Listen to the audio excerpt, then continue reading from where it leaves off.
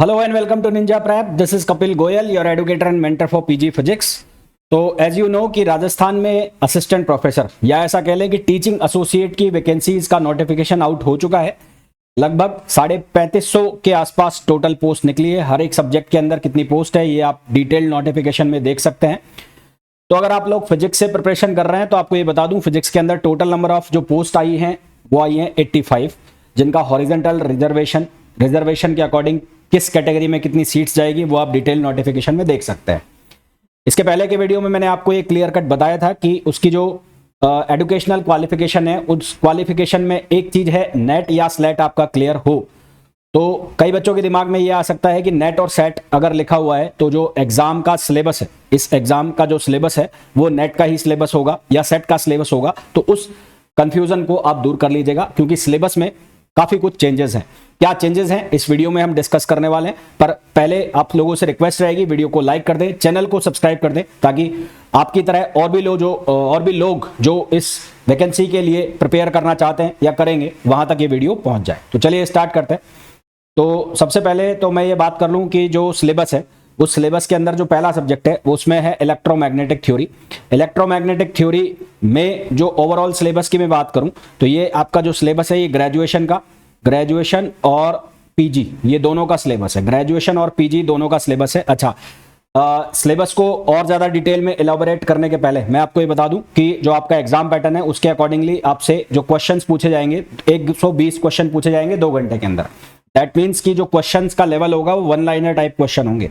आपको जो क्वेश्चन पूछे जाएंगे वो वन लाइनर टाइप क्वेश्चन ज्यादा होंगे। आपको प्रिपरेशन भी ऐसे ही करनी है। आपको लंबे न्यूमेरिकल्स लंबे क्वेश्चंस जो है उनके अकॉर्डिंगली प्रिपरेशन नहीं करनी है ना। तो इस चीज को आप ध्यान रख के चलना। कहीं आप नेट के बड़े क्वेश्चन लगाने लग जाओ, गेट के बड़े क्वेश्चन लगाने लग जाओ, तो ऐसा नहीं है। आपको वन लाइनर क्वेश्चंस पकड़ने हैं। आपको थ्योरी के ऊपर अच्छी खासी कमांड होनी चाहिए। थ्योरी को जितनी बार पढ़ सके, कॉन्सेप्ट्स को जितनी बार पढ़ सके उतना ज्यादा आपके लिए बेटर रहेगा। तो इलेक्ट्रोमैग्नेटिक थ्योरी जिसे आप ईएमटी नाम से भी जानते हैं, इसके अंदर ग्रेजुएशन और पीजी का सिलेबस है। कुछ चीजें जो हैं जैसे कि गाउस लॉ और बायो-सावर्ट लॉ और मैग्नेटोस्टैटिक्स ये आपके 12th क्लास के अंदर भी होते हैं, वो आप ग्रेजुएशन में भी पढ़ते हो। तो क्वेश्चंस जो हैं थोड़े से वो ग्रेजुएशन के हिसाब से उठेंगे। बाकी जो पीजी वाला पोर्शन है जिसमें गाउस इनवेरिएंस और ये सब चीज़ें होती हैं, जो डाइपोल रेडिएशन होता है, वो सारी की सारी चीज़ें यहाँ पर हैं, पर उनके वो लंबे क्वेश्चंस नहीं होंगे। वो वन लाइनर टाइप चीज़ें ही आपको पकड़ के चलनी है। फिर अगर सेकेंड सब्जेक्ट की मैं बात करूँ इलेक्ट्रॉनिक्स, तो इलेक्ट्रॉनिक्स में पीएन जंक्शन, उसके अलावा circuit elements, clipping, clamping, Zener diode है ना, transistor, FET, MOSFET, logic gates, ये सारा का सारा इसके अंदर दिया हुआ है। बहुत ज़्यादा डिजिटल इलेक्ट्रॉनिक्स की तरफ नहीं गए। अगर डिजिटल इलेक्ट्रॉनिक्स की तरफ हम देखें तो लॉजिक गेट और के मैप और ये जो हमारे पास बूलियन अलजेब्रा है वहाँ तक है। इसमें लिखा हुआ है भले ही फ्लिप फ्लॉप काउंटर रजिस्टर, पर ये बेसिक लेवल पे आपको करना है। बहुत ज़्यादा डेप्थ में जाके इनके क्वेश्चंस आपको नहीं निकालना है।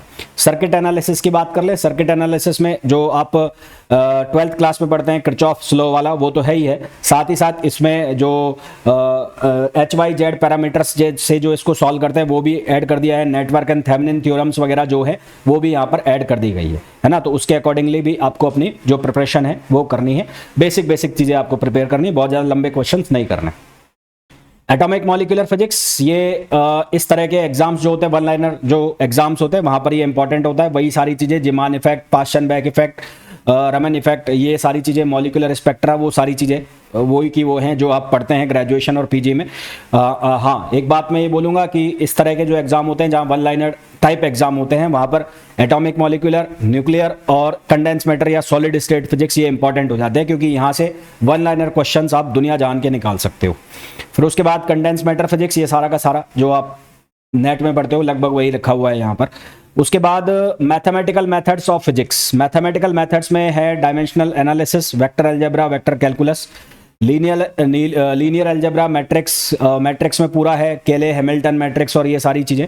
उसके आइगन वैल्यू की प्रॉब्लम, लीनियर डिफरेंशियल इक्वेशंस है, स्पेशल फंक्शंस दिए हुए हैं, फोरियर सीरीज है, लैप्लास ट्रांसफॉर्मेशन है, एलिमेंट्री आइडिया ऑफ टेंसर्स है, टेंसर्स भी यहाँ पर दिए हुए हैं, ग्रुप थ्योरी है। उसके अलावा जो हमारे पास जो रंगा-कुत्ता मेथड्स होते हैं, या फिर जो हमारे पास जो ट्रेपेजॉइड सिम्पसन रूल्स होते हैं, यानी कि जिसको हम कंप्यूटेशनल टेक्निक कहते हैं, वो सारा का सारा यहाँ पर मेंशन है। क्लासिकल मैकेनिक्स में सबसे पहले न्यूटोनियन मैकेनिक्स यहाँ पर डाला हुआ है, जिसमें आपको सेंट्रल फोर्स, न्यूटोनियन मैकेनिक्स, उसके अलावा जो कॉलिजन रिजिड बॉडी डायनेमिक्स है, उसके अलावा मोमेंट ऑफ इनर्शिया है, ये सारी चीज़ें आपको पढ़नी ही पढ़नी है। उसके अलावा भी आपको जो पीजी वाला क्लासिकल मैकेनिक्स है वो पढ़ना है। फिर उसके अलावा जो ग्रेजुएशन में या 11th क्लास में आप पढ़ते हो फ्लूइड मैकेनिक्स, वो वाला पार्ट भी यहाँ पर आएगा, फ्लूइड मैकेनिक्स का पार्ट भी आएगा। स्पेशल थ्योरी ऑफ रिलेटिविटी भी यहाँ पर आपसे पूछा जाएगा। ठीक है, अब क्वांटम मैकेनिक्स में आपका जो ग्रेजुएशन वाला क्वांटम मैकेनिक्स है वो सारा का सारा डाला है, और पीजी वाला डब्ल्यू के बी अप्रॉक्सीमेशन वगैरह ये सब चीज़ें यहाँ पर इंट्रोड्यूस की गई हैं। और then thermodynamics and statistical physics में स्टैटिस्टिकल फिजिक्स का ज़्यादा पार्ट है। थर्मोडायनेमिक्स में जो मेन इंपॉर्टेंट चीज़ यहाँ पर डाली है लॉ ऑफ थर्मोडायनेमिक्स है, और उसके अलावा थर्मोडायनेमिक पोटेंशियल्स वगैरह जो हैं यहाँ पर डाले गए हैं। बाकी मेनली जो चीज़ें हैं वो सारी स्टैटिस्टिकल फिजिक्स की है। न्यूक्लियर एंड पार्टिकल फिजिक्स पूरा का पूरा जो आप सिलेबस में पढ़ते हैं, चाहे वो फर्स्ट ग्रेड का हो राजस्थान का, चाहे राजस्थान असिस्टेंट प्रोफेसर का हो, वो सारी की सारी चीजें यहाँ पर मेंशन है। तो कुल मिलाकर टोटल 10 सब्जेक्ट है। इन 10 सब्जेक्ट से आपसे क्वेश्चन पूछे जाने। आपको प्रिपरेशन कैसे करनी है मैंने आपको ये बता दिया।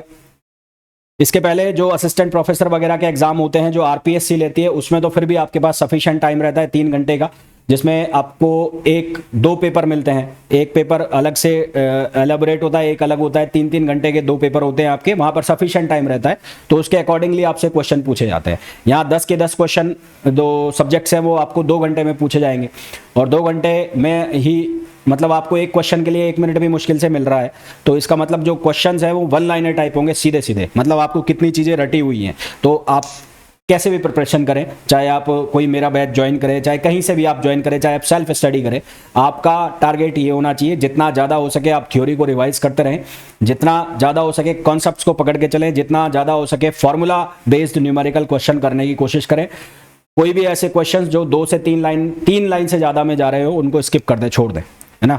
वो क्वेश्चन अगर आएगा भी एग्जाम में तो आपका टाइम लेके जाएगा कि ये एग्जाम ऐसा है जहां पर आपको स्पीड चाहिएगी, जहां पर आपको स्पीड के साथ एक्यूरेसी चाहिएगी, और वो तभी आएगी जब आप एक ही चीज को बार बार पढ़ते रहोगे। ठीक है, तो मेरा एक्सपीरियंस तो यही बोलता है इस तरह के एग्जाम को निकालने का। बाकी आप और भी वीडियोस वगैरह देखते होंगे, वहां पर आपको कैसे गाइड किया जाता है वो उसका मैं कुछ नहीं कह सकता कि कैसे प्रिपरेशन करेंगे, पर मेरा एक्सपीरियंस यही कहता है कि इस तरह के जो एग्जाम होते हैं जहां पे आपको कम टाइम में ज़्यादा क्वेश्चन करने होते हैं, वहां पर इसी तरह के क्वेश्चन पूछे जाते हैं 1 लाइनर, और उनको करने का सिर्फ एक ही तरीका होता है कि यहाँ पर आपको एक सब्जेक्ट की एक ही किताब को बार बार पढ़ना होता है, या जो भी आपके नोट्स हैं उनको बार बार पढ़ो, ताकि आपको चीजें याद हो जाए। याद हो जाएगी तो ऑब्वियस सी बात है आपकी स्पीड आएगी, और साथ ही साथ एक्यूरेसी भी आएगी। यहाँ पर स्पीड और एक्यूरेसी का खेल है, यहाँ पे आपकी इंटेलिजेंसी का खेल नहीं है। आप कितने इंटेलिजेंट हैं, आप कितने प्रॉब्लम को सॉल्व कर सकते हैं, उसका यहाँ पर टेस्ट नहीं है। यहाँ पर टेस्ट होगा स्पीड और एक्यूरेसी। तो आई होप मेरी बातें आपको समझ गई होंगी, मेरी बातें आप तक पहुंच गई होंगी, और मैं पहुंचाने में कामयाब भी हो गया हूँगा। अगर किसी को प्रिपरेशन करनी है फिजिक्स के लिए तो उसके लिए सेपरेट क्लासेस स्टार्ट करेंगे 5 तारीख से ही। हालांकि ऑलरेडी मैंने बैच चलाए हुए हैं, पर फिर भी एक ऑफिशियल बैच इसके लिए, इस वैकेंसी के लिए हम स्टार्ट करेंगे 5 तारीख से। तो जो भी बच्चा ये ज्वाइन करना चाहता है तो वो मेरा जो एप्लीकेशन है Ninja prep app by Kapil sir, उसे आप डाउनलोड कर सकते हैं, है ना। मेरा एप्लीकेशन है Ninja prep app by Kapil sir. इस एप्लीकेशन को आप डाउनलोड कर सकते हैं, और जैसे ही बैच मैं ऑफिशियली अनाउंस करूंगा तो ये बैच आपको एप्लीकेशन के ऊपर दिख जाएगा। तो इन्हीं शब्दों के साथ इस वीडियो में इतना ही। मिलेंगे नेक्स्ट वीडियो में। प्लीज वीडियो को लाइक जरूर करें, चैनल को सब्सक्राइब जरूर करें।